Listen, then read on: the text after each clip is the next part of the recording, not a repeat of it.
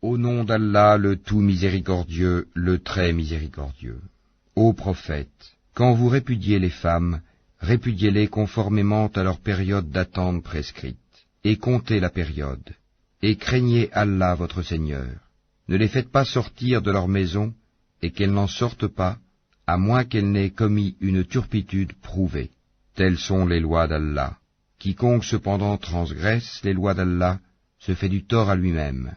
Tu ne sais pas si d'ici là, Allah ne suscitera pas quelque chose de nouveau. Puis, quand elles atteignent le terme prescrit, retenez-les de façon convenable, ou séparez-vous d'elles de façon convenable, et prenez 2 hommes intègres parmi vous comme témoins, et acquittez-vous du témoignage envers Allah. Voilà ce à quoi est exhorté celui qui croit en Allah et au jour dernier, et quiconque craint Allah, il lui donnera une issue favorable, et lui accordera ses dons par des moyens sur lesquels il ne comptait pas. Et quiconque place sa confiance en Allah, Allah lui suffit. Allah atteint ce qu'il se propose, et Allah a assigné une mesure à chaque chose. Si vous avez des doutes à propos de la période d'attente de vos femmes, qui n'espèrent plus avoir de règles, leur délai est de 3 mois, de même pour celles qui n'ont pas encore de règles. Et quant à celles qui sont enceintes, leur période d'attente se terminera à leur accouchement. Quiconque craint Allah, cependant, il lui facilite les choses. Tel est le commandement d'Allah qu'il a fait descendre vers vous. Quiconque craint Allah, cependant, il lui efface ses fautes et lui accorde une grosse récompense. Et faites que ces femmes habitent où vous habitez et suivant vos moyens, et ne cherchez pas à leur nuire en les contraignant à vivre à l'étroit. Et si elles sont enceintes, pourvoyez à leurs besoins jusqu'à ce qu'elles aient accouché.